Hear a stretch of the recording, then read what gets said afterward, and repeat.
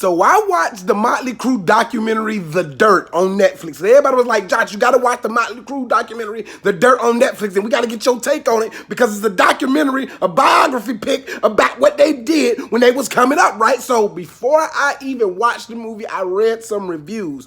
And people were saying, like, this ain't it. What's going on? And this ain't the biopic we want.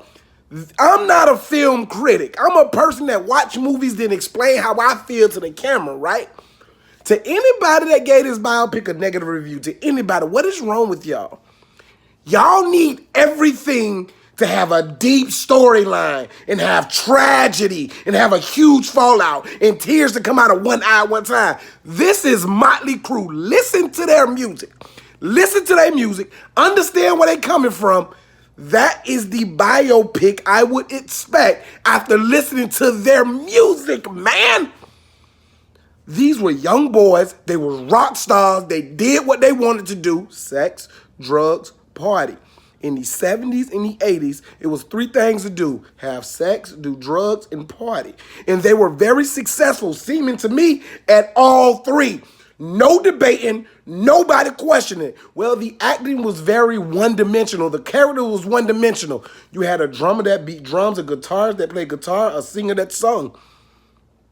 I don't understand.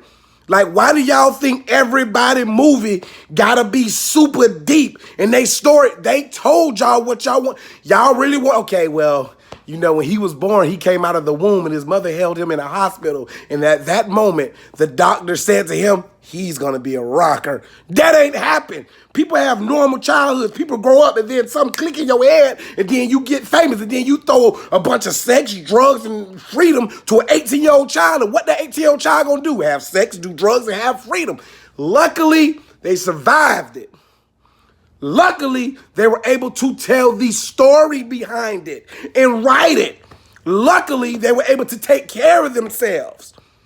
Y'all want this tragic, then this redemption. We want to know everything. We want to know what size condom they wore. Nah, this movie kept me entertained the entire movie. If the Wolf of Wall Street, if Leonardo DiCaprio had longer hair and played guitar or played drums or sung like, wow, he would have been Motley Crue. Y'all love the Wolf of Wall Street, but y'all hate when real people tell real stuff because y'all can't stand it. You film critics make me sick, man. If you want to see a dope biopic, if you want to see fun, if you want to see a good time, if you want to see young men live like young men irresponsibly, not saying that it's right, and you want to see the truth, I definitely recommend you watching The Dirt.